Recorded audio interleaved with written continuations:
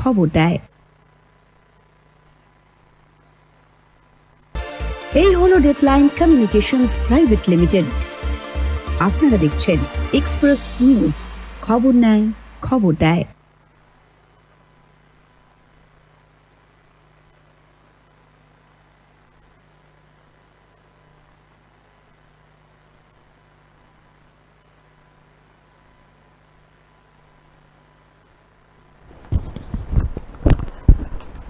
নমস্কার, লোকসভার দখলদারিতে আপনাদের সকলকে স্বাগত। আমি গৌতম বন্দ্যোপাধ্যায়, আর আমার সঙ্গে আজকে আছেন বর্ধমান দুর্গাপুর কেন্দ্রের সিপিআইএম প্রার্থী ডক্টর সুকৃতি ঘোষাল। তিনি একেবারে মূলত যাকে বলা হয় একাডেমিক লাইনের লোক, শিক্ষার লোক, শিক্ষা জগতের লোক। আর তিনি রাজনীতি বলতে বোঝেন রাজনৈতিক দর্শন, কিন্তু আজ তো রাজনৈতিক দর্শনের কথা নয়, আজ হচ্ছে দলীয় রাজনীতি। যে দলীয় রাজনীতি প্রতিদিন যা চলে, যেটা আমরা দেখি, তাতে মানুষ বলা যেতে পারে অনেকটাই বীতশ্রদ্ধ। তবে তিনি যেহেতু আসছেন সম্পূর্ণ একটা অন্য জায়গা থেকে, রাজনীতি তিনি করেছেন নিজের জগতে, কিন্তু এই জগতে তিনি কি করবেন, কতটা করবেন, আর বিশেষ করে এই এলাকার জন্য তিনি কি করবেন, কি তার যাকে বলা হয় প্লেবুক বা আগে যেটা রোড ম্যাপ বলতাম, সেটা তার কি, সেটা সব কিছুই জানবো। ডক্টর ঘোষাল, আপনাকে স্বাগত আমাদের। নমস্কার। আমি যেটা প্রথমেই বললাম যে সেই নিয়ে আমি শুরু করতে চাই আপনার সঙ্গে, সেটা হচ্ছে আপনি যা আমি দেখছি সমস্ত ঘেটে ঘুটে, যে আপনি তো ছিলেন ইউনিভার্সিটিতে টপার, ইউজিসি অ্যান্ড বোধহয় ইউজি এবং পিজি বোথ, এবং আপনার সাবজেক্ট ছিল ইংরেজি। আপনি তারপরে ছিলেন অধ্যক্ষ কলেজের, তারপরে পড়িয়েছেন, অধ্যাপক ছিলেন, অধ্যক্ষ ছিলেন, সবই ছিলেন। সম্পূর্ণ একটা অন্য জগতে এলেন, তা আপনি কেন এখানে এলেন? দেখুন, রাজনীতিতে হঠাৎ করে চলে এলাম ব্যাপারটা নয়। আমি যখন ছাত্র ছিলাম তখন থেকেই রাজনীতিতে আমার আগ্রহ ছিল, এবং রাজনৈতিক ঘটনাবলীকে বিশ্লেষণ করার নিজের মতো করে করবার চেষ্টা করতাম। ছাত্র জীবনে যখন বিশ্ববিদ্যালয়ে পড়তাম তখন ক্লাস রিপ্রেজেন্টেটিভও ছিলাম, তখন থেকেই রাজনীতিতে আগ্রহ। তারপরে অধ্যাপনার কাজেতে যখন যুক্ত হয়েছি, তখন আমাদের যে শিক্ষকদের একটা সংগঠন ছিল, সেই সংগঠনকে কেন্দ্র করে যে শিক্ষা কেন্দ্রিক যে রাজনীতি, সেই রাজনীতিতেও আমি অংশগ্রহণ করেছি। তারপরে অধ্যক্ষের কাজ যখন করেছি, স্বাভাবিকভাবেই অনেকটা সময় সেখানে গেছে, তার ফলে অন্য কোনো দিকে তাকাতে পারিনি। কিন্তু পড়াশোনা, রাজনৈতিক বিশ্লেষণ, রাজনৈতিক খবরাখবর রাখা, নিজের মতো করে সেই রাজনৈতিক খবরাখবরকে বিশ্লেষণ করে একটা ধ্যান ধারণা তৈরি করার কাজ, সেটা ক্রমাগত চলত। তার সঙ্গে ছিল আমার কিছু লেখালেখি, রাজনৈতিক প্রবন্ধ, মানে রাজনৈতিক প্রবন্ধ বলতে রাজনৈতিক মতাদর্শের দিক থেকে সমাজ সংস্কৃতি, মানে বলতে পারা যায় যে আপনি যাকে বলা হয় তাত্ত্বিক রাজনীতি, আমি যেটা বলছিলাম রাজনৈতিক দর্শন যেটা বলছিলাম, আপনি তার মধ্যে ছিলেন। কিন্তু আপনি যেখানে এলেন সেটা তো অগ্নি পরীক্ষা আপনার, কারণ এখানে আপনাকে তিনটে জিনিসের সঙ্গে লড়তে হবে। প্রথম লড়তে হবে আপনাকে আপনার যারা বিরুদ্ধ প্রার্থী, বিরুদ্ধে যারা আছেন, তারা যাকে বলা হয় দাপুটে রাজনৈতিক নেতা, দলীয় রাজনৈতিক নেতা। কীর্তি আজাদ সবাই নাম জানেন, দিলীপ ঘোষ, তিনি এসে পর থেকে বোমা ফাটিয়েছেন, বিস্ফোরণ করিয়েছেন কথা দিয়ে, কারণ তিনি জানেন কি করে সবার মধ্যে থাকতে হয়, কি করে ঢুকে পড়তে হয়। আপনি তো নির্বিরোধী একেবারে, আপনি এই সমস্ত বিরোধে যেতেই চাইবেন না। আপনি কি ভাবছেন যে এইটা লোকে গ্রহণ করবে?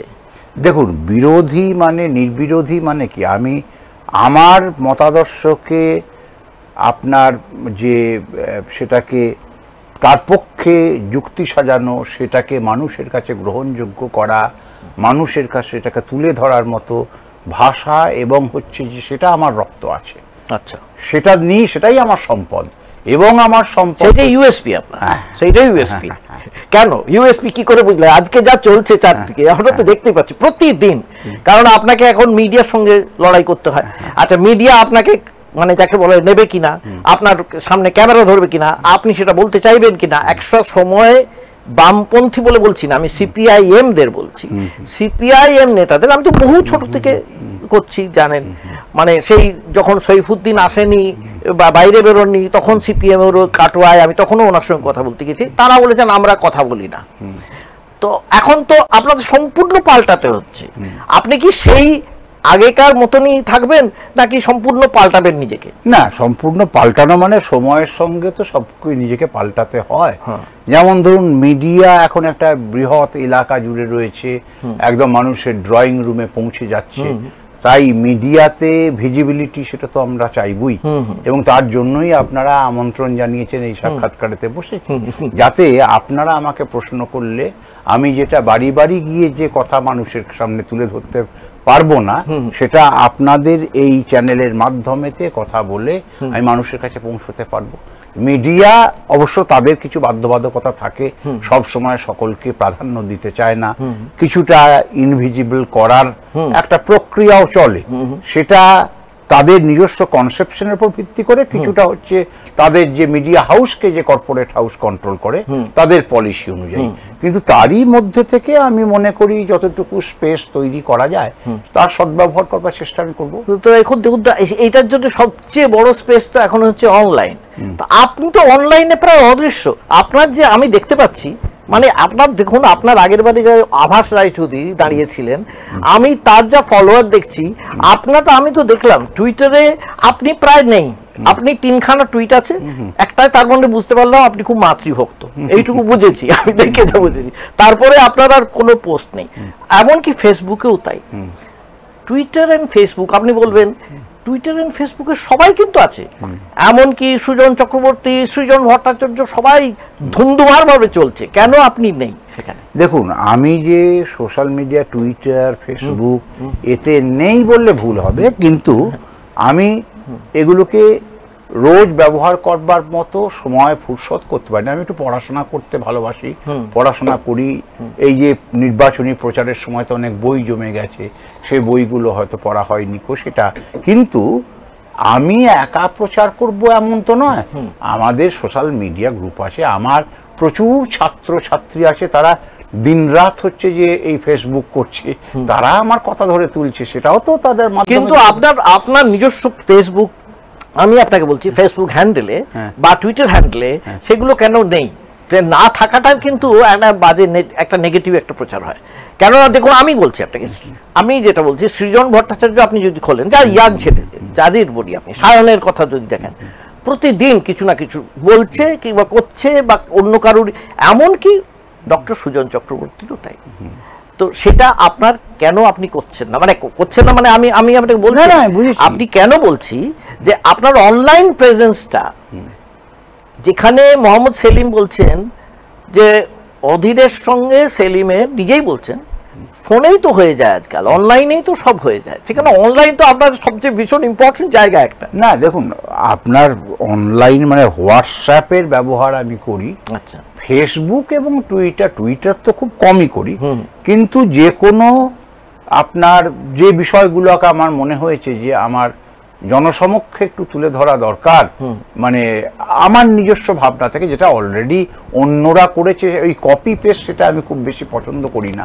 আমার নিজস্ব কথা যদি কিছু থাকে তাহলে সেটাকে আমি তুলে ধরবার চেষ্টা করি। যেমন ধরুন আপনার, আমি গতকাল আপনার পয়লা বৈশাখ গেছে, পয়লা বৈশাখেতে আপনি ফেসবুকেতে দেখুন, আমার একটা ফেসবুকে পোস্ট আছে, দেখেছি আমি, পয়লা বৈশাখ দেখেছি আমি, এটা আপনাদের পার্টির নির্দেশও আছে, সবাই মিলে দিয়েছে। না না, মানে সবাই তো দিয়েছে দেখলাম। না, অন্যদের কথা, আমার কাছে পার্টির কোনো নির্দেশ, আচ্ছা, আপনি এটা দিয়েছেন আমার নিজের মনে। আচ্ছা, কিন্তু আপনার পার্টিতেও আমি দেখলাম যে এমনকি সিপিএম ওয়েস্ট বেঙ্গলেও ওরা পরপর আছে, আপনার সেখানে আপনার কথা না, সেখানে কি হচ্ছে, সেটা তারা একটা আলাদাভাবে আপনার ভিডিও করেছে, সেটাকে সাজিয়েছে, সেটা অন্য প্রশ্ন।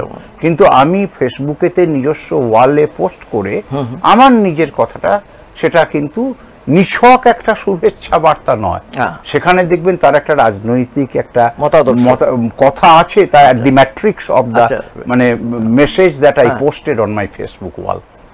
বুঝতে পারছেন? আচ্ছা, এই পর্বটা শেষ করে আপনাকে আমি অমনি সরাসরি রাজনীতির প্রশ্নে বা এই কিভাবে হবে, আরেকটা জিনিস আপনার জায়গা আছে, আমি খুব জানতে চাই। আপনি বারবার আপনি লিখেছেন, very important, trying to B conscious of my own limitations. তো আপনার খামতি বলতে আপনি কোনটাকে ধরেন? দেখুন, আমার খামতি বলতে যে আমি ধরুন যে আমি যখন কলেজে পড়াতাম, কলেজে অধ্যক্ষ ছিলাম, আমার রাজনৈতিক চেতনা আছে, রাজনৈতিক বিশ্লেষণ করি, কিন্তু এই চায়ের দোকানেতে মনে করুন একটু আড্ডা দেওয়া, সেটাও তো এটা একটা খামতি।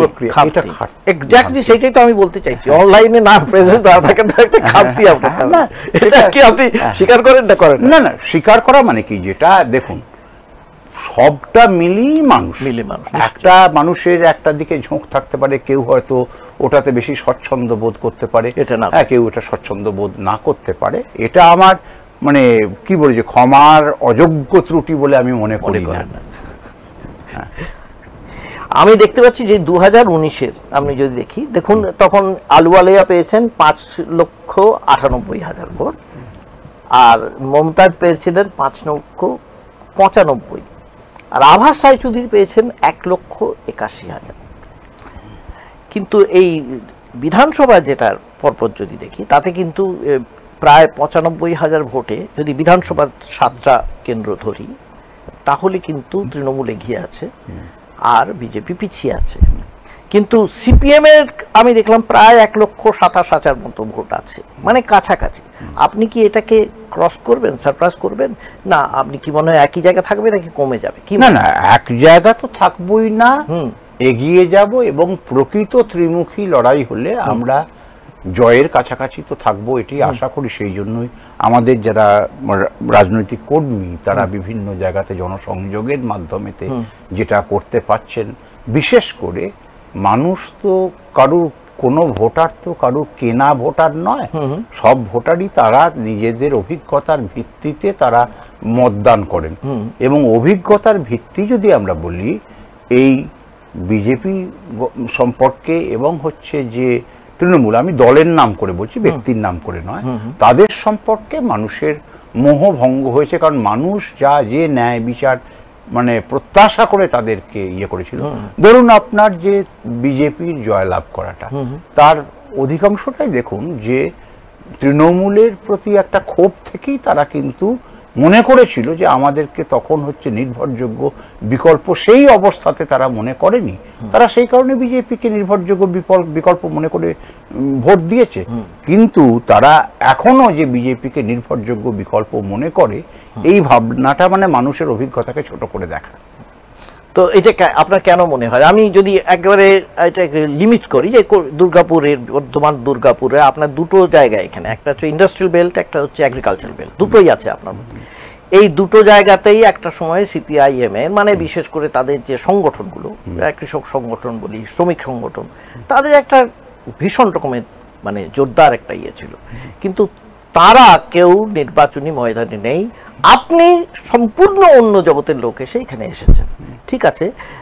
আপনার কি মনে হয় এই যে কৃষক এবং শ্রমিক যে সমাজ ছিল, বিশেষ করে কারখানা বন্ধ হয়ে গিয়েছে, নতুন কারখানা হয়নি, কৃষিতেও আপনি জানেন, আপনি খুবই ভালো জানেন যে এগ্রিকালচারে আমাদের যে পরিমাণের রোজগার হওয়ার কথা সেটা হয় না, কিন্তু লোকটা বেশি খাটে, বেশি এমপ্লয়েবিলিটি বেশি, কিন্তু হয় না। আপনার কোনো পরিকল্পনা আছে এর ব্যাপারে যে কি করা যেতে পারে?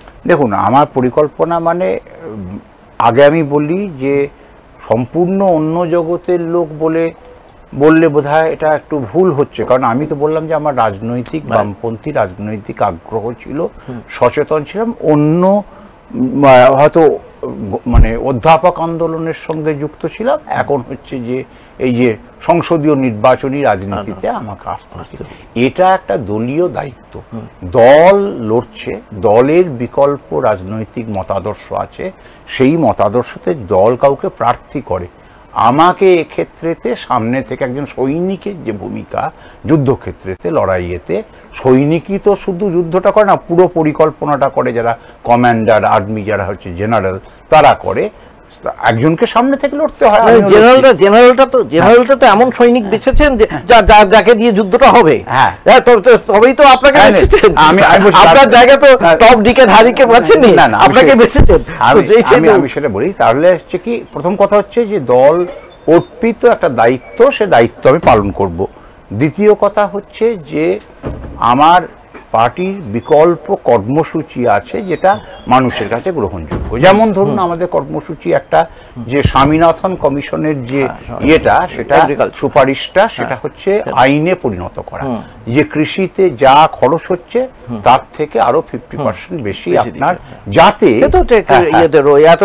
আন্দোলনটা যেটা চলছে আপনাদের এবার সেটা এখনো হয়নি, তাহলে আমাদের কথা। কিন্তু কৃষকরা যে এই বঞ্চনার বিরুদ্ধে মুখর হয়েছে সেটা আপনি জানেন, যে 3টে কৃষি আইনকে 1 বছর ধরে কৃষকদের মানে আন্দোলনকে দমিয়ে রাখা। কিন্তু দেখুন, সেটা পাঞ্জাব আর হরিয়ানায় যতটা হলো, চণ্ডীগড় মানে ওই এলাকায় যতটা, তার রেশটা কিন্তু পশ্চিমবঙ্গ, বিহারে, উড়িষ্যায় এখানে এলো না। সেটা হচ্ছে প্রথম কথা হচ্ছে মানে একটা দূরত্ব, রাজধানী থেকে দূরত্ব একটা কারণ হতো। এখান থেকেও প্রচুর কৃষক গেছে, কিন্তু তুলনায় পশ্চিম উত্তরপ্রদেশ, পাঞ্জাব, হরিয়ানা থেকে যত গেছে সেটার এখানে যায়নি। সেটা কেন না? এটা কি আপনাদের ফেলিয়ার? না, আমাদের ফেলিয়ার তো নয়, এটা তো সামগ্রিক। ধরুন ওখানে গিয়ে আন্দোলন না করলেও প্রতি গ্রামে গ্রামে যে কৃষকরা সংঘবদ্ধ হয়ে মিছিল করেছে, সলিডারিটি দেখিয়েছে, সেটাও তো একটা আন্দোলন। আচ্ছা, সেটা যদি আপনি মনে করেন যে সেটা, তারপরে এবারে কিন্তু এই যে কারখানা তো বন্ধ, কারখানা বন্ধ হচ্ছে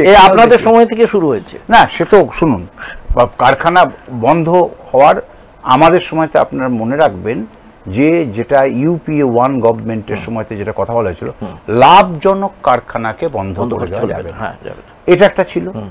আর কারখানাকে বন্ধ করার আগে সেটাকে পুনরুজ্জীবন করা যায় কিনা, আমরা তো এখনো পর্যন্ত সেই দাবি করি। এবং তার সঙ্গে আমরা যেটা মনে করি, যে সমস্ত কারখানাগুলো এখন মানে রুগ্ন হওয়ার প্রথম কারণ হচ্ছে যে সরকারি বিনিয়োগ নেই। আপনাকে সেই বিনিয়োগ দিয়ে রুগ্ন কারখানাকে বাঁচিয়ে তুলে আরো বেশি আপনার হচ্ছে তাকে হচ্ছে লাভজনক জায়গাতে নিয়ে যাওয়া, শ্রমিকরা তারা তাদের চেষ্টা করছেন। কিন্তু সরকারি পলিসি হচ্ছে বিলগ্নীকরণ, ডিসইনভেস্টমেন্ট, তো জানেন আপনি, লিবারালাইজেশন, গ্লোবালাইজেশন, এই সমস্ত আপনারা আটকাতে পারবেন না। আটকানো অনেক রকম প্রক্রিয়া আছে। আমি মনে করি সংসদটা তো হচ্ছে এমন একটা ক্ষেত্র যেখানে তর্ক বিতর্কের মাধ্যমেতে আইন, যে আইনগুলো সেখানে তো সম্পূর্ণ অ্যাবসেন্ট আপনারা। না, অ্যাবসেন্ট এখন অ্যাবসেন্ট, সেটার জন্য এবারে কিছু পাল্টাতে পারে, অবশ্যই বিশ্বাস করি এবারে পাল্টাতে পারে। এবং হচ্ছে যে আপনারা দেখবেন যে যেমনটা বলে দেওয়া হচ্ছে যে এরকম বিজেপি 400 পেরিয়ে যাবে, অমুক তমুক, এই সমস্ত বলা হচ্ছে, এগুলো প্রচার, তারা তাদের মতো করে প্রচার করবে। আমি তাদের এই দাবিটাকে একদম নস্যাৎ করে দেওয়ার কথা আমি বলছি না তো, কিন্তু এর অনেকটাই হচ্ছে ফোলানো ফাঁপানো। সত্যিকারে কিন্তু সাধারণ মানুষ যাদের ভোটটা যদি ভোটের মতো হয়, ভোটটা ভোটের মতো না হলে জনমত যদি আপনার পঞ্চায়েত ইলেকশনের সময়তে যেমন হলো, এ রাজ্যে এক্স্যাক্টলি সেই পয়েন্টে আমি আসছি, যে এই যে বুথের সংগঠন, বুথ সংগঠন আপনারা জানেন, আপনাদের সময় ছিল, সেই বুথ সংগঠন আপনাদের একেবারেই ভেঙে গেছে। না, এটা ভুল, বুথ সংগঠন ভাঙেনি। আচ্ছা, পঞ্চায়েতের সময়তেও হচ্ছে যে বুথ আগলে রেখেছেন বহু কর্মী, কিন্তু তারপরে যেটা হচ্ছে গণনার সময় উল্টে দেওয়া আছে। আর বুথে যে আগলানোর যেটা বলছেন, একটা সময়তে ধরুন বর্ধমানেতে একটা সময় ভোট হয়েছে, ভোটে দেখা যাচ্ছে যে বাইরে থেকে কিছু আপনার হচ্ছে দুষ্কৃতী তারা ঢুকে পড়ে একটা ইয়ে করছে। আমার কাছে একজন পার্টি নেতার কাছে একটা পার্টি কর্মীর প্রাণ বাঁচানোটা আগে দরকার না, তাকে বলবো যে ওই অবস্থাতেও তুমি বুথ আগলে। আপনাদের যখন দল ক্ষমতায় ছিল তখন এই ঘটনা আপনাদের বহু জায়গায় হয়েছে। শুনুন আমি বলি, এটা আপনি বলছেন, আমি প্রথম কথা বলি যে কোথাও হয়নি এ কথা আমি বলবো না, কারণ আমি যতটুকু খোঁজ খবর রেখেছি সেটা আছে। কিন্তু যে কোন দুর্নীতি, ধরুন বাম আমলেতে যে কোনো দুর্নীতি কখনো হয়নি, এটা আমি বলবো না। কিন্তু সর্বোচ্চ যে স্তর থেকে প্রশাসনের মানে দুষ্কৃতীদেরকে আপনার মদত দেওয়া বা হচ্ছে মানে দুর্নীতিকে প্রাতিষ্ঠানিক রূপ দেওয়া, এটা বাম আমলে। আচ্ছা, এবারে আপনি যদি তৃণমূল এবং বিজেপির যদি ভাবতে হয় যে দুটো খারাপের মধ্যে কম খারাপ বা দুটো ভালোর মধ্যে বেশি ভালো, আপনি কাকে বাঁচবেন? আমি লেসার ইভিল তত্ত্বে বিশ্বাস করি না। কারণ হচ্ছে ইভিল ইজ ইভিল, তার মধ্যে লেসার বা হচ্ছে যে হায়ার বলে কিছু হয় না আমার মতে। এটা কারো কাছে গ্রহণযোগ্য হতে পারে বা না হতে পারে, আমি লেসার ইভিল তত্ত্বেতে বিশ্বাস করি। কংগ্রেসের সম্পর্ক এক সময় শুনুন, কংগ্রেস আপনাদের সম্পূর্ণ পাল্টে হতেই পারে। আপনার যদি আগামী দিনেতে যদি কারুর সম্পর্কে রাজনীতি এক জায়গায় দাঁড়িয়ে থাকে না, রাজনীতি হচ্ছে সম্ভাবনার শিল্প, প্রবাবিলিটির ব্যাপার একটা, যে আগামী দিনেতে যদি কারুর সম্পর্কে মূল্যায়ন পাল্টাতে হয় সে পাল্টাতে হবে। কিন্তু সেই বাস্তবতার ভিত্তিতে, আজকের বাস্তবতার ভিত্তিতে আমি কিন্তু লেসার ইভিল এবং মানে আপনার দুটো ইকুয়ালি ইভিল। হ্যাঁ, কারণ কি দুটো ইকুয়ালি ইভিলের মধ্যে বলি, কারণ যেটা হচ্ছে যে আপনি দেখুন মানে রাজনৈতিকভাবে যদি আপনি বলেন আমি প্রথম শত্রু হিসেবে বিচার করব বিজেপিকে, কারণ বিজেপিকে বিচ্ছিন্ন করা এবং বিজেপিকে পরাস্ত করাই হচ্ছে আমার পার্টির প্রথম কাজ। আর বিজেপি তৃণমূলের বিরুদ্ধে বক্তব্য শুধু এইটাই, দুর্নীতি। তারা দুর্নীতি শুধু নয়, তারা বিজেপিকে এখানে বারবারন্ত করবার হচ্ছে সুযোগটা দিয়েছে তো তৃণমূল। আজকে ধরুন বিজেপি থেকে কেউ, তৃণমূল তো এটুকু করতে পারতো, বিজেপি থেকে কেউ দেওয়াল টপকে যে মুহূর্তে তৃণমূলে আসছে, তৃণমূল তাকে শুধু আশ্রয় দিচ্ছে না, তাকে প্রার্থী করে দিচ্ছে। এ কোন আপনার ইয়ে। এবং গণতন্ত্রের প্রশ্নতে আপনি ভাবুন যে 213টা বা 15টা হচ্ছে আমাদের বিধানসভার সদস্য রয়েছে তৃণমূল থেকে, তার মধ্যে আপনি ধরুন সাগরদিঘি থেকে এক বাইরন বিশ্বাস জিতে এলেন, তাকে দল ভাঙিয়ে নেওয়া। বিজেপি তো এটা ভীষণ ভাবে করে, না বিজেপি করে, বিজেপি সরকার পরিবর্তনের জন্য টাকা দিয়ে করেছে একবারে, তার মানে পার্থক্য নেই।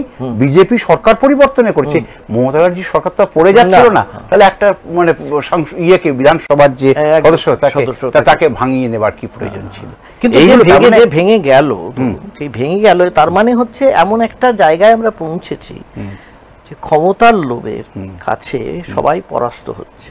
ক্ষমতার লোভটা এখানে একটা খুবই তাত্ত্বিক কথাই এসে যায়, বিচারের প্রশ্ন এসে যায়। আরএসএস যেভাবে সংগঠন করেছে, যেভাবে আপনাদের বৈজ্ঞানিক চিন্তাধারা যাকে বলা হয় বিজ্ঞান ভিত্তিক যেটা হওয়ার কথা ছিল, সেটা আপনারা একদম করতে পারলেন না কাউন্টার করার জন্য। এতদিন সময় পেলেন, 10 বছর ধরে, প্রায় 34 বছরের রাজত্বের পরে আপনারা সেটা কেন করলেন না? আপনাকে এটা কিন্তু আপনার জগতের প্রশ্ন না, আমরা তো কাউন্টার ক্রমাগতভাবে করছি। দেখুন একটা জিনিস বুঝতে হবে যে আমাদের কোনো প্রোপাগান্ডা মেশিনারি নেই, আমাদেরকে লড়াই করতে হচ্ছে মতাদর্শগত। আমার যা চিন্তা ভাবনাগুলো সেটা কতজনের কাছে পৌঁছচ্ছে এটা দেখতে হবে। কিন্তু আরএসএস তো কিন্তু প্রপাগান্ডা মেশিনারি হিসেবে করে না। আরএসএস তো করে সম্পূর্ণ, ওরা তো পলিটিক্যাল ইয়েও নয়, আর্ম নয়, পলিটিক্যাল আর্ম নয়। কিন্তু ধরুন যে সমস্ত কর্পোরেট হাউস এবং হচ্ছে যে পলিটিক্যাল মানে তার পলিটিক্যাল আউটফিট যাকে বলি আরএসএস এর, বিজেপি, তারা কিন্তু প্রোপাগান্ডা মেশিনারিটাকে ফুল সদ্ব্যবহার করে। তার ফলে যেটা আমাদের তো আপত্তি বা আশঙ্কা, এখানে আমার তো আশঙ্কা অন্য জায়গাতে, যে ভারতবর্ষকে আমরা এক রাখতে পারবো কিনা, সাংবিধানিক আদর্শগুলোকে অক্ষুণ্ণ রাখতে পারবো কিনা, সাংবিধানিক প্রতিষ্ঠাগুলো সমর্যাদায় বিরাজমান থাকবে কিনা আগামী দিনে, সেই প্রশ্নটা মানুষের কাছে তুলে ধরা। কিন্তু আমরা বলছি বটে মিটিং মিছিলেই, আপনাদের হয়তো মানে এখানে যে লাইভ টেলিকাস্ট হচ্ছে, আমার কথা বলার সুযোগ আপনারা করে দিয়েছেন, তার ফলে হচ্ছে কিছু লোক যারা শুনছে তারা হয়তো এটা, যদি তারা এটাকে বিচার করে, যদি মনে বোঝে, হ্যাঁ কি করে বুঝবে? তার যদি মাসে যদি লক্ষ্মীর ভান্ডারে 1000 টাকা ঢুকে যায়, তখন সে কি ভাববে না যে আমি 1000 টাকা তো পেলাম।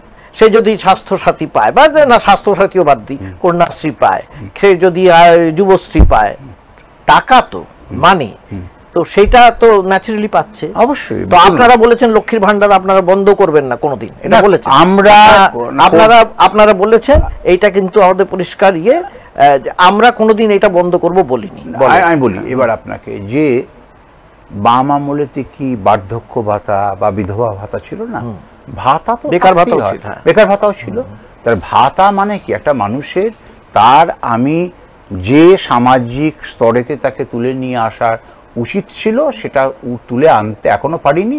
একটা ইন্টারিম একটা ব্যবস্থা বা অন্তর্বর্তীকালীন একটা ব্যবস্থা হিসেবে তাকে ভাতা দেওয়াটা, এবং ভাতা দেওয়াটা ক্রেডিট নেওয়ার জন্য নয়, যে আমি এখনো পর্যন্ত তোমাকে তোমার স্থানটা করে দিতে পারিনি, তোমার কিছুটা হলেও সংকটকে সুরাহা করার জন্য তোমার হাতেতে একটু ভাতা দিচ্ছি, সম্মানের সঙ্গে তাকে দান করা, দেওয়া, এবং সেটা ত্রাণ হিসেবে দেখা। আমার মানে আমরা নিশ্চয়ই কোনো ভাতা বন্ধ করবো না, কারণ কোনো সরকারি প্রকল্প আজকে ধরুন মানে বিজেপি গভর্নমেন্ট তারা হচ্ছে যে মহাত্মা গান্ধী যে ন্যাশনাল রুরাল এমপ্লয়মেন্ট গ্যারেন্টিস যে অ্যাক্ট তার ঘোরতর বিরোধী, কিন্তু তারা বরাদ্দও কমিয়েছে কিন্তু বন্ধ করতে পারেনি, কারণ এটা আইনি একটা ব্যবস্থা। কিন্তু ওরা এটা আবার বাড়িয়েছে, লাডলি বেহানা করে অনেক টাকা। হ্যাঁ বলছি, এইবার এই যে ব্যাপারটা এইটা তাহলে বন্ধ করার কোনো প্রশ্ন নেই, কিন্তু ভাতাকে আমরা নাগরিকের সম্মান দেব এবং নাগরিককে কর্মসংস্থানের চেষ্টা করব, ভাতার উপর নির্ভরশীলতা যাতে মানুষের কমে, এটুকু আমরা চেষ্টা করব। আচ্ছা, এখানে আপনি যদি ধরা যাক, আপনি হাইপোথেটিক্যালি মানে এর ভবিষ্যতে এই অঞ্চলটাকে, আমি এই অঞ্চলটাই যেহেতু আপনি এখানেই আছেন, আমি রাজ্যের হিসেবে বলছি না, গুরুত্বপূর্ণ তিনটে এজেন্ডা আপনার কি হবে? তিনটে সবচেয়ে গুরুত্বপূর্ণ এজেন্ডা এই অঞ্চলটার জন্য কি হবে আপনার? একটা হচ্ছে, দেখুন আমি দুর্গাপুরের এই নির্বাচনী প্রচারে এসে বহু জায়গা দিয়ে ঢুকলাম, যে ধরুন ডিভিসিডি 1200 কোয়ার্টার আছে, আমি গুনে দেখিনি, আমাকে ওখানকার যিনি কর্মী তিনি জানালেন তার মধ্যে 200 জন মাত্র সেখানে থাকেন। এক একটা পল্লীতে যাচ্ছি প্রায় কেউ নেই, এবং যারা আছেন তারা হচ্ছে যে বয়স্ক মানুষ, ছেলেরা হয়তো বাইরে কাজ করতে গেছে কেন, যে এখানকার কারখানাগুলো পুনরুজ্জীবিত হয়নি বা নতুন করে কোনো বিনিয়োগ, দুর্গাপুরের বৃহৎ বৃদ্ধাবাস বলাই হচ্ছে, সেইটা যাতে না হয়, ঘুরে দাঁড়ানো যাতে যায়, তার জন্য আইনি যেটুকু করণীয়, আইনি ভাবে যতটুকু হচ্ছে পার্লামেন্টের সমস্যাটাকে, অনেক সময়তে কি হয় যে সাংসদরা এই যারা হচ্ছে থাকেন তারা এই সমস্যাগুলোকে তুলেও ধরেন না বা প্রতিবিধানের জন্য খুব সরব হন না, প্রতিবিধানের জন্য সরব হওয়া বিজেপি গভর্নমেন্ট তো অপোজিশনের মানে শয়ে লোককে বাইরে বিতাড়িত করে দেবে, সংসদ থেকে জানি তো 146 জনকে বার করে দিয়েছে। তাহলে আপনি কি করে ভাবছেন যে সেটাও ইতিহাসে লেখা থাকবে। আমি দুর্গাপুরের জন্য কথা বলতে গিয়ে বহিষ্কৃত হয়েছি, আমি সেটাকে স্বাগত জানাবো। আচ্ছা, এটা হচ্ছে আমার তিনটে আপনি বললেন। একটা দ্বিতীয় হচ্ছে, দেখুন এমপি ল্যাড যেটা করা হয়েছে তাদের থেকে কিছুটা উন্নতি, মানে খুব সামান্য হলেও কিছু, বড় আকারে না হলেও ছোট ছোট অনেক কিছু করা যায়। আমি দুর্গাপুরেতে হিন্দুস্তান ফার্টিলাইজারের যে বস্তিতে গিয়ে সেখানে বস্তিবাসী তারা বলছে যে আমাদের কাজ দিতে হবে না, আমাদেরকে একটুখানি ঘর তৈরি করে দিন, আর আমার ঘরের থেকেও বেশি দরকার হচ্ছে আমার বাচ্চাদের খিচুড়ি ঘর। মানে ওদেরকে করতে হয় কি, ওই যে মুচিপাড়া স্টেশন রোড ক্রস করে, ওই ট্রাফিক ক্রস করে ওদিকে গিয়ে ওই যে বাচ্চাদের যে মানে মিড ডে মিলের খাবারটুকু সংগ্রহ করতে রাস্তা করতে, সামান্য একটা খিচুড়ি ঘর, সেটা হয়তো 6 ফুট বাই 3 ফুট বা 4 ফুট ঘর করে দিলে সেইটা ব্যবস্থা করা কি খুব অসম্ভব ছিল? সেটা কেন এখনো পর্যন্ত হয়নি আমার বিস্ময় জায়গা। আমি সেই যেদিন থেকে এটা শুনেছি সেদিন থেকে আমার মনের মধ্যে গেঁথে আছে। ছোট ছোট এমপি ল্যাড থেকে যেটা হয়। আর 3 নম্বর যেটা হচ্ছে যে আমাদের লিঙ্গ বৈষম্য যেটা হচ্ছে, কাজের বাজারেতে তো কাজের সুযোগ কমছে, আবার তার মধ্যে মহিলাদেরও সুযোগ খুব কমে যাচ্ছে। আমরা যেমন দুর্গাপুরে বহু অঞ্চলে ঘুরে দেখলাম, এই কন্যাশ্রী প্রকল্পের কথা বলা হচ্ছে, তার তো অন্যতম হচ্ছে আদর্শ ছিল যে কম বয়সে যাতে বিয়ে হয়ে যাচ্ছে তাদের আটকানো। কিন্তু এখন দেখছি উল্টোটা, এখন উল্টোটা হয়ে যাচ্ছে প্রচুর। মানে আমি এলাকার মধ্যে দিয়ে যাচ্ছি খুব কম বয়সে, 18 তার হয়নি হয়তো, তাকে দেখছি যে হচ্ছে এইটা, যেটা আমাদের মহিলা যারা হচ্ছে প্রার্থী তারা একটা এজেন্ডা হিসেবেই নিয়েছেন যে তাদের 30% অফ দেয়ার এমপি ল্যাড ফান্ডটাকে মহিলাদের স্বনির্ভরতার তার কাজেতে ব্যবহার করবেন, ক্ষমতায়নের জন্য, সামাজিক ক্ষমতায়নের জন্য ব্যবহার করবেন। আমি সেটা মানে নিশ্চয়ই চেষ্টা করব তার যদি সামিল হবার, সেটা 30% বা এরকম কোনো কমিটমেন্ট আমি করব না, কিন্তু সেটাও আমার অন্যতম হচ্ছে প্রকল্পের মধ্যেতে থাকবে। তো আপনার এই তিনটের মধ্যে আমি একটা দেখছি এলজিবিটির জন্য কিছু নেই, অথচ আপনি তো জেন অস্টেনের উপরে আপনার ফিলসফি, আমি দেখলাম পিএইচডি। না, আমার পিএইচডি হচ্ছে অস্কার ওয়াইল্ডের। সরি, অস্কার ওয়াইল্ডের। তো অস্কার ওয়াইল্ডের উপরে আপনার পিএইচডি।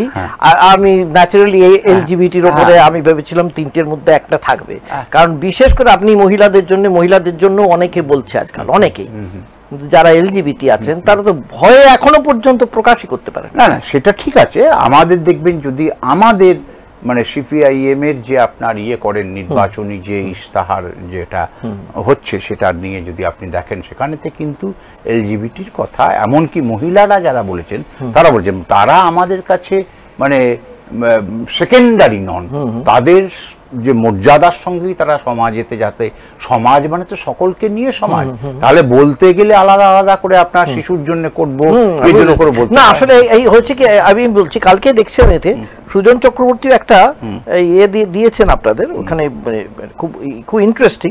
সেটা হচ্ছে আমার ধকে কি করব, আমার ধকে। আপনি কি দিয়েছেন সেরকম? আপনার কিছু হয়েছে? না, আমি কেন দেননি আপনি? দেইনি এখনো পর্যন্ত, হয়তো এটা হবে। মানে তো আমি এইটাই বলছিলাম, আপনার ধকে হলে কি কি হবে। আমার উনি দিয়েছেন এই কথাই, এখন আসছে না এখানে, আমি দেখলাম সেটাই। সেটা কিন্তু আপনাদের পার্টিতে এর আগে কোনোদিন হয়নি।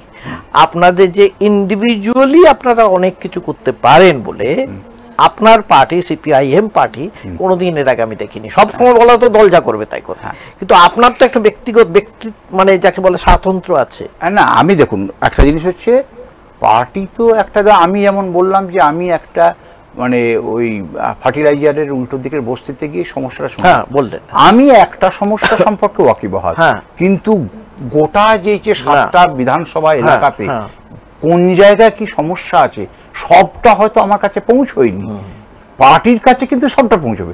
পার্টি সেন্ট্রালি প্ল্যানিং করে। আমি যেমন আপনাকে একটা কথা বলছি, জীবন রায় এমপি ছিলেন, তার কাছ থেকে আমি আমার মহিলা কলেজ যখন চালাতাম তখন মহিলা কলেজের একটা বিল্ডিং করার জন্য আমরা বিভিন্ন জায়গাতে ফান্ডের জন্য ঘুরতাম, তখন হচ্ছে বলেছিলাম তিনি তার এমপি ল্যাড থেকে আপনার 9 লক্ষ টাকা দিয়েছিলেন উইমেন্স কলেজের ইয়ের জন্য।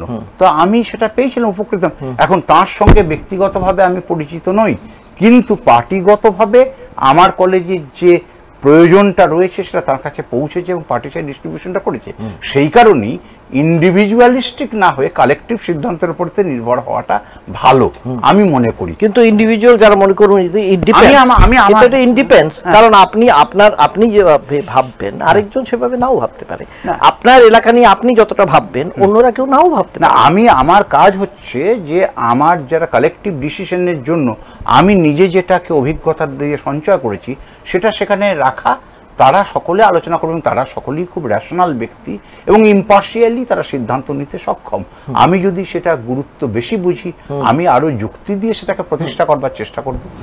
আপনারা এই যে প্রচারটা চালাচ্ছেন, মূল কিভাবে প্রচারটা হচ্ছে? একটা তো হচ্ছে আপনাদের এই যেমন হয় সভা সমিতি, আরেকটা বাড়িতে বাড়িতে। এই বাড়িতে বাড়িতে গিয়ে আপনি বললেন একটা যে খুব ইন্টারেস্টিং কথা বলেছেন, খিচুড়ি ঘর যেটা বলেছেন সেটা ঠিক আছে। আর মূলত আপনি যেটা দেখছেন আপনাদের এখানে করার কথা ছিল, সেটা আপনার কাছে এসেছে কিনা জানি না, একটা সময় বলা হয়েছিল দুর্গাপুরকে বা এই অঞ্চলটাকে এডুকেশন হাব করবার জন্য। এডুকেশন হাব কি আর করা সম্ভব হবে?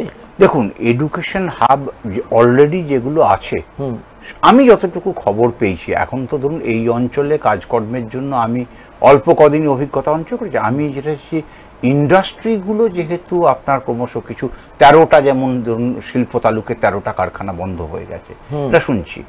এবার ইন্ডাস্ট্রির সঙ্গে এডুকেশনটা পাশাপাশি যাবে, মানে ইন্ডাস্ট্রিতে বহু লোক কাজ করবে, তাদের বাচ্চারা পড়বে, তারা শিক্ষিত হবে, আবার তারা প্রশিক্ষিত হলে সেটা ইন্ডাস্ট্রির আপনার হচ্ছে ওয়ার্কফোর্স হিসেবে তাদেরকে নিয়ে আসবে। এই ভিশন থেকেই তো এডুকেশন হাব করা হয়েছিল। ইন্ডাস্ট্রি যদি না থাকে তাহলে এডুকেশন হাবগুলো শুধু ইঞ্জিনিয়ারিং কলেজ 10টা আরো মানে 20টা করলে সেটা তো আপনার একটা সময় কলেজকেও হচ্ছে তালা লাগাতে হবে। কিন্তু ব্যাঙ্গালোর তো তাই হয়েছে না? ব্যাঙ্গালোরেতে কি হচ্ছে, ইয়ে তো ফ্লারিশ করেছে। এবং আরেকটা জিনিস, সার্ভিস সেক্টরের উপর তো জোর দিতে হবে। সেইটাই বলছি। হ্যাঁ, অবশ্যই এডুকেশন হাব হওয়া মানে তো একটা সার্ভিস সেক্টরের বিরাট একটা, অবশ্যই সার্ভিস। এবং আপনারা তো এখানে এমনকি প্রচুর আপনি বাইরের স্টেট থেকেও প্রচুর কারেন্সি আসছে, কিন্তু সেটা তো বন্ধ হয়ে গেছে। না, আমাদের এখান থেকে সবাই লোকে পালাচ্ছে। না, পালাচ্ছে মানে কি, ধরুন দুর্গাপুরের তো একটা অন্যরকম একটা স্বপ্ন দেখে দুর্গাপুরকে তৈরি করা হয়েছিল। মাঝের একটা যেটা যেতে পারে বলতে পারেন যে কেন্দ্রীয় সরকারের, মানে আমি কোট করছি একজন নেতৃত্বের, যে negligence of the centre and machinations of the center and negligence of the state দুটো সরকারই, একটা হচ্ছে কেন্দ্রীয় সরকার হচ্ছে ষড়যন্ত্র করছে কিভাবে আর রাজ্য সরকার এই যে ষড়যন্ত্রকে যুক্তরাষ্ট্রীয় কাঠামোয় রাজ্য সরকারেরও কিছুটা ক্ষমতা আছে। তারা কিন্তু যেমন ধরুন এমএএমসি কনসোর্টিয়াম পেও এখনো পর্যন্ত সেটা যে ট্রান্সলেটিং দ্যাট ইনটু অ্যাকশন, সেটা সরকার যদি লক্ষ্য চাইতেন তাহলে কিন্তু এমএএমসি তো কোনোদিনই হয়নি, প্রথম দিন থেকেই। আমি কি বলছি যে এইটা পদক্ষেপগুলো নিলে হিন্দুস্তান ফার্টিলাইজার ধরুন এখনো পর্যন্ত হয়তো তার আছে 7টা ফার্টিলাইজার কারখানার মধ্যেতে 5টা আপনার পুনরুজ্জীবিত হলো, আর হলদিয়া আর হিন্দুস্তান ফার্টিলাইজার দুর্গাপুরে দুটো করা গেল না। অর্থাৎ কিনা আমি যেটা বলতে চাইছি সেটা হচ্ছে রাজ্য সরকার এবং কেন্দ্রীয় সরকার উভয়েরই দায়িত্ব আছে। আমি একজন সাংসদ হলে আমি যেটা করতে পারবো, সমস্ত সমস্যাগুলোকে আগে চিহ্নিত করব, নিজে পড়াশোনা করব, যারা ট্রেড ইউনিয়ন লিডার আছে তাদের কাছ থেকে জানবো, স্থানীয় যারা অন্য আপনার মানুষ আছেন, নির্বাচিত জনপ্রতিনিধি আছেন তাদের কাছ থেকে জানবো, সবটা জেনে সংসদেতে আইনি প্রক্রিয়াতে আপনি সেইভাবে যেতে চাইছেন। সেটা তো আমি এখানে একটা যেটা আপনার ব্যক্তিগতভাবে, আপনি তো এতদিন অধ্যক্ষ ছিলেন মহিলা কলেজের, আর এখানে তো তৃণমূল আছে, তৃণমূল সরকার আছে, তারা আপনাকে থাকতে দিল? দেখুন আমি একটা জিনিস বলি যে মানে অধ্যক্ষ হিসেবে আমি যেহেতু প্রশাসনিক পদ, সেই প্রশাসনিক পদের উপরেতে কিছু আক্রমণ আসেই, আমি সব আক্রমণটা এখানেতে আলোচনা করতে চাইছি না। কারণ হচ্ছে যে তাতে আমার কি হবে, কিছু আমার কাউকে অন্যকে ছোট করা হবে। কিন্তু সেই চাপটা নিয়েছি, চাপটা নিয়ে কিন্তু কাজ করতে আমার কোনো অসুবিধা হয়নি। এবং আমি এইটুকুও বলবো যে মানে যখন তারা অনেস্টি অফ মাই ইন্টেনশন বুঝেছেন যে আমি কলেজটাতে দল মত নিরপেক্ষভাবে কলেজের ছাত্রীদের কল্যাণ করার জন্য কলেজটাকে পরিচালনা করতে চাই, এবং শিক্ষকরা যাতে তারা আসেন, পড়ান, তারা কলেজের সামগ্রিক উন্নতির কাজেতে অংশগ্রহণ করেন, তাদেরকে অনুপ্রাণিত করা, প্রশাসনিক যা কিছু ব্যবস্থা সেগুলো নেওয়ার, এইটা যখন তারা বুঝতে পেরেছেন, তার মানে আপনাকে একটা কৌশল গ্রহণ করতে হয়েছে। মানে সেটা প্রশাসনিক জায়গায় থাকলে যে কৌশলটা, সেই কৌশলটা আপনার জানা আছে খানিকটা। অবশ্যই কৌশল মানে আমার কৌশলটা হচ্ছে একটাই, হচ্ছে যে প্রশাসনের চাল থেকে যেরকম কৌশল লাগে আপনার কাজের জন্য, আমার কাজের জন্য কি কাজের সুবিধার জন্য I want to be 100% committed to my mission. আমি যেটা করব বলে মনে করি তাতে কমিটেড থাকবো। এবার আমি যে ওখানে প্রশাসনে ছিলাম বলে একটা কলেজেতে, তার যে আমি এখন চলে এসেছি কলেজে আর কিছুই করা কাজ বাকি নেই, এমনটা দাবি করলে এটা মূর্খামি হবে, আমি তা করব না।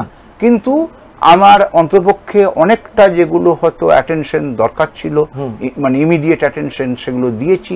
বাকি যারা আছেন বেটনটা তাদের হাতে, তারা এগিয়ে নিয়ে। আচ্ছা, আপনি এখানে প্রার্থী হওয়ার পরে আপনি নিজেকে প্রার্থী হিসেবে 10-এ কত নম্বর দেবেন? দেখুন অবজেক্টিভলি দেখুন, একটা আপনি যদি বলতে নাও চান সেটা অন্য, কিন্তু আমার মনে হয় বলতে পারবেন না। আমি বলতে চাই মানে কি, প্রথম কথা হচ্ছে আমি বললাম আপনাকে যে আগে আমি বলে দিয়েছি যে প্রার্থী হওয়াটা আমাদের দলেতে ব্যক্তিগত চাওয়া না চাওয়ার উপরেতে নির্ভর করে না। এটা আমাকে দল যোগ্য বলে মনে করেছে বলে, দলে আরো অনেক ব্যক্তি আছেন যারা হচ্ছে কাজ সামলাতে পারবেন, দল আমাকে যোগ্য মনে করেছে বলে দল আমাকে প্রার্থী করেছে। এটা একটা সকলে মিলে তো স্বাভাবিক। আপনার দল মনে করেছে বলে না, দল অন্য দলের সঙ্গে একটা তফাৎ আছে। অন্য দলেতে একজন কেউ হয়তো তিনি মানে সুপ্রিম, তিনি যেটা মনে করলেন কোন দলের মধ্যে, যদি বিজেপিতে তো তা হয় না। আমি বিজেপিতে তা হয় না, প্রচন্ড অর্গানাইজড একটা ফোর্স। বিজেপি বলুন তো আজকে এই যে ম্যানিফেস্টো যে বিজেপি বার করেছে, আগের ম্যানিফেস্টোতে দুবার মোদি শব্দ ছিল, এবারে মোদি শব্দ, তাহলে বিজেপি কিন্তু বাদ হয়ে গেছে, বিজেপি বাদ হয়ে গিয়ে মোদি চলে এসছে সামনে। তাহলে এটাকে কি আপনি গণতন্ত্র বলবেন? এবার দেখুন, আপনি কাউন্টার করাই, আমি বলছি গণতন্ত্র, প্রকৃত গণতন্ত্র মানে সেখানে ব্যক্তির রোলের থেকে কালেকটিভ ডিসিশনটা বড় হবে। আমাদের দলেতে আমি বললাম যে সেই গণতন্ত্রটা বিরাজ করছে বলে আমি মনে করি। সেইটা দল মনে করেছে যোগ্য দল যদি আমাকে মনে করুন 10-এর মধ্যে 9 দিত, তাহলে নিশ্চয়ই আমি হতাম না 10-এর মধ্যে 10 যে দিয়েছেন। এই জন্য আপনাকে 10-এ 10 দিয়েছে বলেই আপনি প্রার্থী হয়েছেন। এটা তো আমি জানতে চাইছিলাম। আমি একটা জিনিস বলি, আপনি লিখেছেন আপনার আদর্শ হচ্ছেন জ্যোতি বসু, দেখলাম না বিমান বসু বলেছি, বিমান বসু বলেছেন না, জ্যোতি বসু নয়, তার জ্যোতি বসু আরেকজন। কিন্তু why Biman Basu, why not Buddhadeb Bhattacharya, why not? দেখুন বুদ্ধদেব বাবু তিনি নমস্য, কিন্তু মানে আমি যতটুকু আজকে একটা 80 পেরিয়ে 90-এর দিকে যাচ্ছেন একটা মানুষ, যিনি প্রথম জীবনে যা কিছু ব্যক্তিগত, সে তো জ্যোতিবাবুই বলুন বা বুদ্ধদেব বাবু বলুন, তারা অনেক বড় ট্যালেন্টেড মানুষ ছিলেন। তারা পার্টির জন্য, সমাজের জন্য, ব্যক্তি স্বার্থ সিদ্ধ করার জন্য কেউ কমিউনিস্ট পার্টিতে আসেন না। বিমানবাবু আসেননি, তিনি ত্যাগ করে এসেছেন। কিন্তু ত্যাগ করে আসার পরে তো আজকে এই বয়সে যেটা আমরা করি না, হয়তো দিনের শেষেতে বাড়িতে ফিরে গিয়ে, মানে অফিসে ফিরে গিয়ে তিনি নিজে জামা কাপড় কাচ্ছেন এবং হচ্ছে যে ধরুন আপনার চাদর নিয়ে রাস্তায় বেরিয়ে পার্টির জন্য যে অর্থ সংগ্রহ করছেন, এটা তো ক্ষমতা ধরে রাখারও একটা ব্যাপার। এটা শুন, তার আগে তো তার তো কালেকটিভ যদি হতো, তার আগে তো আরো ইয়াং জেনারেশন যারা লাইন দিয়ে আছে তাদের তো নিয়ে আসা উচিত। এগুলো হচ্ছে কিন্তু এক ধরনের রাজনীতি। এটা কি রাজনীতি? যে পার্টি যখন হচ্ছে মানে পার্টির যারা হচ্ছে আমাদের অগ্রজ, তাদেরকে সম্মান দেয়, তখন বলে বৃদ্ধতন্ত্র। আর পার্টি যখন হচ্ছে যে মানে যুবক যারা ইয়াং, এই সৃজন বা সৃজন অনেকে আছে, সৃজন, দীপশিতা, এই আমাদের না, আমি বলছি এদের উপরতে পার্টি যখন, এটা মীনাক্ষী তো নেত্রী বটে আমার দলে, হ্যাঁ, এদের উপরতে যখন পার্টি নির্ভর করে, তখন বলে যে বিপদের সামনেতে, বাঘের সামনেতে যুব সমাজ সেরকম বলছে না। হ্যাঁ বলে না, এটা প্রচার আছে, আমি বলছি সচেতন ভাবে বলছি। কিন্তু একটা পারসেপশন তৈরি হয়েছে যে এটা কিন্তু হয়েছে, এবং এটা মোহাম্মদ সেলিমও স্বীকার করেন যে ইয়াংদের নিয়ে আসা হলো, এ তো এতদিন হয়নি, এটা ফ্যাক্ট। না, এই যে এতদিন হয়নি, দীর্ঘদিন ধরে এটা তো একটা অচলাবস্থা। এটা রবীন্দ্রনাথ এর বিরুদ্ধে বলেছেন, অচলায়তনের বিরুদ্ধে কে না বলেছে আপনি তো জানেন। অবশ্যই আমি অচলায়তন, দেখুন অচলায়তনের মূল শিক্ষাটা কি? মূল শিক্ষাটা হচ্ছে যে ঘরে বসে শুধু নাসাগ্রের দিকে তাকিয়ে ধ্যান করছে, তাকে বেরিয়ে যেতে হবে, গিয়ে কর্মে অংশগ্রহণ করতে হবে। আর যারা হচ্ছে ওখানে বাইরে কর্মে অংশগ্রহণ করছে, ধ্যান কি জানে না, তাদের ঘরের মধ্যে সে ধ্যান করতে হবে। ধ্যান এবং কর্মের মিলন। আমাদের পার্টি হচ্ছে সেই পার্টি যেখানে হচ্ছে 87 বছরের একজন যুবকের সঙ্গে 27 বছরের বা 25 বছরের একজন যুবক পাশে কাঁধ দিয়ে তারা হচ্ছে যে পার্টিটাকে বই। এই যে অ্যাসপিরেশন আমরা তো বলি, তো দেখুন আপনারাও বলেন, একটা যুবকের বা যুবতীর মধ্যে কম বয়সী তার যে অ্যাসপিরেশন থাকবে, দল হেরে গেলে তার যে মনের মধ্যে একটা সাংঘাতিক রকমের একটা হতাশা তৈরি হয়, তাদের যদি এগিয়ে না দেওয়া হয়, তাদের যদি নেতৃত্ব না দেওয়া হয়, তাহলে তারা আসবেই বা কেন? নেতৃত্ব না দেওয়া হয় মানে দল কখনো এরকম ভাবেনি যে তাদেরকে নেতৃত্ব দেওয়া হবে না, মানে অ্যাটলিস্ট আমার জানা নেই দল কখনো ভাবেনি। হয়তো এমন হতে পারে যে মানে সবসময় তো বাস্তব অবস্থা পরিচয় পাল্টাচ্ছে। একটা সময় ছিল যে হয়তো দলেতে মানে সব সময়তেই আমরা দেখেছি যে একটা ফাঁক, একটা ক্রান্তিকাল বলে ট্রানজিশনাল ফেজ, সেই সময়তে হয়তো দেখা যাবে যে সেই রকম নেতৃত্ব এগিয়ে এসে নিজেকে দলের কাছে যোগ্য বলে প্রমাণিত হওয়ার যে মানদণ্ড আছে, সেই মানদণ্ডতে হয়তো তারা মানে পরীক্ষিত হতে পারেনি কো, সেই জন্য দল ছাড়তে পারেনি কো। ছাড়তে বলে আরো আগে ছাড়তে, দল ছাড়বো না এরকম কোনো হচ্ছে যে দৃঢ় প্রতিজ্ঞা নিয়ে কখনো থাকেনি। দুটো আমি পরে শেষ করব, দুটো আর সময় হয়ে এসছে আমাদের প্রায় অনেকখানি। দুটো শুধু প্রশ্ন ছিল। দেখুন, সিপিএম একটা খুব আদর্শনিষ্ঠ দল বলে সবাই ধরেছিল। সিপিএম এবং বামপন্থী বলে বলছি না, সিপিএমটা নিজস্ব একটা আইডেন্টিটি সবাই মনে করতো, আইডেন্টিটি। প্রচুর বামপন্থী এবং সমাজতান্ত্রিক মানুষ এখনো আছেন, তারা সিপিএমে যেতে ভয় পান বা সিপিএম তাদের নিতে কুণ্ঠাবোধ করে। তাহলে আপনাদের এই বেসটা বাড়বে কি করে? এইটা তো এই দুর্গাপুরেও হয়েছে, আমরা প্রচুর মানুষ জানি। আপনাদের সঙ্গে কংগ্রেসের একটা জুটি বা যাই হোক একটা কোনো একটা অ্যালায়েন্স টাইপের, কাইন্ড অফ অ্যালায়েন্স, আমি বলছি না ফুললি অ্যালায়েন্স হয়েছে, কিন্তু তাতেও অনেকে যারা বিজেপির বিরুদ্ধ বা তৃণমূলের বিরোধী তারা কি আপনাদের সঙ্গে আসছে না কেন, এই ভয়ের থেকে? দেখুন, ভয়টা কার কিসে ভয় সেটা তো আমি জানি না, অতএব আমি বলতে পারবো না, ভয় নিয়ে বলবো না। কিন্তু সিপিএম দলেতে তারা নিশ্চয়ই স্বাগত হবেন যদি সিপিএম দলের যে আদর্শ, সমাজ পরিবর্তনের আদর্শ এবং দলের সাংগঠনিক যে শৃঙ্খলা, সেটা মেনে তারা দলের মধ্যে আসতে কেন স্বাগত হবেন না? কোনো অসুবিধা তো নেই। সাংগঠনিক যে দল তো একটা শৃঙ্খলা পরায়ণ দল, তার জন্য তো আপনাদের দরজাটা খুলতে হবে। না, দরজাটা খোলা মানে দরজা তো খোলাই আছে, দরজা তো বন্ধ করা নেই, কিন্তু দরজাতে ঢুকতে গেলে অন্তপক্ষে বাইরে যেমন আপনাকে জুতোটা খুলে ঢুকতে হয়, এটা তো একটা শৃঙ্খলার মধ্যে পড়ে, ঠিক তেমনি করে দলীয় শৃঙ্খলাটাকে মেনে যদি কেউ দলে আসতে চায় সকলেই স্বাগত। তার মানে এটা কি আপনাদের আগের যে অবস্থান ছিল তার থেকে কি সামান্য পরিবর্তন হয়েছে, না হবে না হবে না? না, আমি দেখুন আগের অবস্থা কি ছিল, মানে দলেতে কেউ দলে কাজ করতে চায় কিন্তু দল তাকে কাজ করতে দেয়নি। দলে অবশ্যই কাজ করতে হবে দলের শৃঙ্খলা মেনে, দলের কারণ একটা শৃঙ্খলা, দলের তো কিছু হচ্ছে বিধি নিষেধ কিছু থাকে, প্রত্যেকটা দলের মধ্যে শৃঙ্খলা রাখতে গেলে কিছু রুল। আপনি ধরুন মিলিটারিতে কাজ করবেন, আপনাকে মিলিটারি করতে গেলে সেখানেও তো কিছু ডিসিপ্লিন ইম্পোজড হয়, সেই ডিসিপ্লিনটা মেনে যদি কেউ, আমি যদি মনে করুন একটা মূল ডিসিপ্লিনটা কি, আমি কালেকটিভ সিদ্ধান্তকে মেনে নেব। আমি যতটুকু আমার পার্টির সঙ্গে আমার যে সঙ্গ, তার থেকে আমি যতটুকু শিক্ষা পেয়েছি, কালেকটিভ ডিসিশন। দেখুন, ইন স্পাইট অফ দ্যাট আপনাদের দলেও রেজ্জাক মোল্লা থাকেন, খগেন মুর্মু থাকেন, বেরিয়ে যান, এমন এক সম্পূর্ণ কোনোটা দক্ষিণপন্থী দলে, কেউ হয়তো আধা দক্ষিণপন্থী দল বা যাই হোক সেখানে যোগদান করেন। তা যে এই ডিসিপ্লিনটা ইম্পোজ করা তো খুব কঠিন মানুষের ক্ষেত্রে। আমি বলছি ডিসিপ্লিন, মানুষের ক্ষেত্রে ডিসিপ্লিন তো আছে। যদি মানুষ কেউ মনে করেন যে আমি থাকবো না, সে দল, কখনো কেউ দল ছেড়েছেন, কখনো কেউ দলের শৃঙ্খলা মানেননি বলে দল থেকে পাওয়ারে না থাকলে, না আমি বলছি কেউ বহিষ্কৃত হয়েছেন শৃঙ্খলা না মানলে, সেটা তো ঘটেই, সেখানেই হবে। কিন্তু দলে থাকবো কিন্তু দলের শৃঙ্খলা মানবো না, এমনটা হয় না। আচ্ছা, আরেকটা কথা আমি শেষ প্রশ্ন করব, আমি সময় হয়ে এসছে আমাদের। আমি বলতে চাইছি যে এখানে আপনি প্রার্থী হলেন, এর আগে আভাস রায়চৌধুরী ছিলেন। আমরা যেটা এতক্ষণ ধরে আলোচনা করলাম যে বৃদ্ধতন্ত্র আপনি বললেন বা কম বয়সীদের আশা, তো আমি আপনাকে মোটেই বৃদ্ধ বলবো না, কিন্তু আমি এটুকু বলবো বয়সের দিক থেকে আভাসের চেয়ে আপনি সিনিয়র যাকে বলা হয়। আভাসকে সরিয়ে আপনি এখানে এলেন, এই যে অবস্থানটা এটা হলো, আর এতে এতে এতে কি দলের কোনো অবস্থানের বিচ্যুতি ঘটলো, নাকি দল একই জায়গায় থাকলো, নাকি দল মনে করলো যে কোনো একটা জায়গায় মানুষকে আলাদা কিছু একটা ইঙ্গিত দেওয়া দরকার? সিগন্যালটা কি মানুষ কি?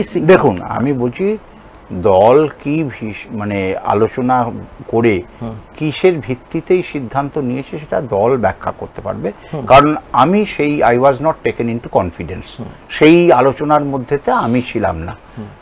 আভাস হচ্ছে আমাদের দলের কেন্দ্রীয় কমিটির একজন সদস্য, আভাস রায়চৌধুরী বড় তাত্ত্বিক নেতা, মানে তার প্রতি আমার যথেষ্ট শ্রদ্ধা, আমি সবসময় তার কাছ থেকে শিখতে চাই, সেটা অন্য প্রশ্ন।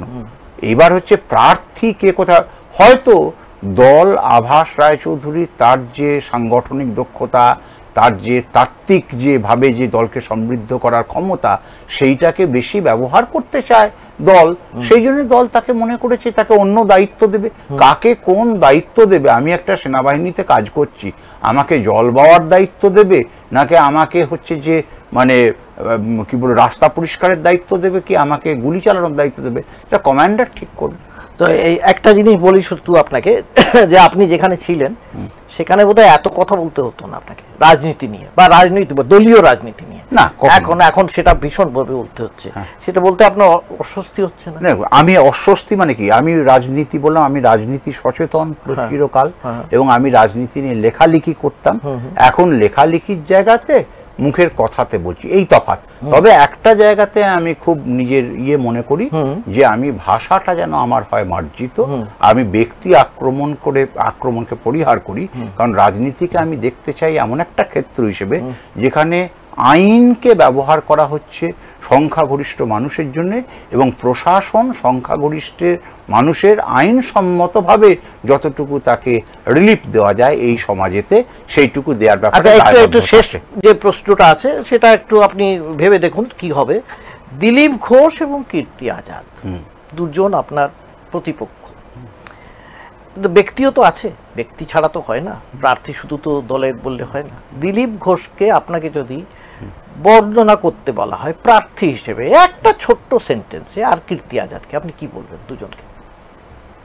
একটা ছোট্ট বাক্যে দিলীপ ঘোষকে মানুষ হিসেবে আপনাকে প্রার্থী হিসেবে বর্ণনা করতে হলো, আপনার প্রতিপক্ষ হিসেবে আপনি কিভাবে দেখেন তাকে? আমার প্রতিপক্ষ হিসেবে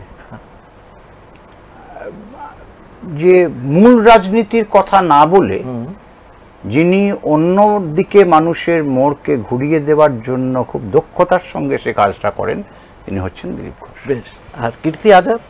কীর্তি আজাদ তো আমাদের এখানকার ভাষাই বোঝেন না, মানুষকে অ্যাড্রেসই করতে পারেন না। এখানকার সমস্যার কথা বাদ দিচ্ছি, এখানকার মানুষের সঙ্গে কমিউনিকেট করার মতো তার নেই। তার যেটা আছে সেটা হচ্ছে ক্রিকেটের জায়গা।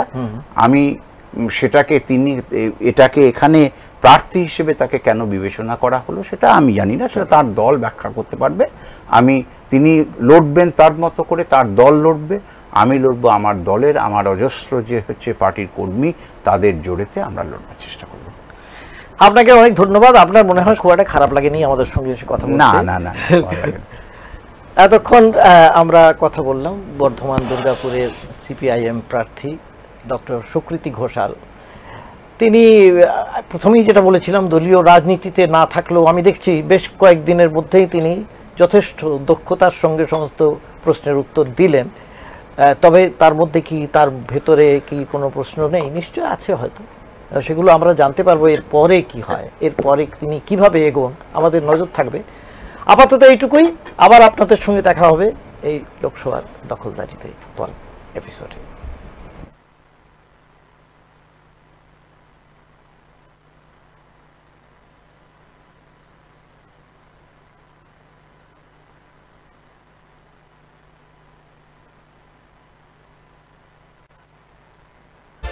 এই হলো ডেডলাইন কমিউনিকেশনস প্রাইভেট লিমিটেড।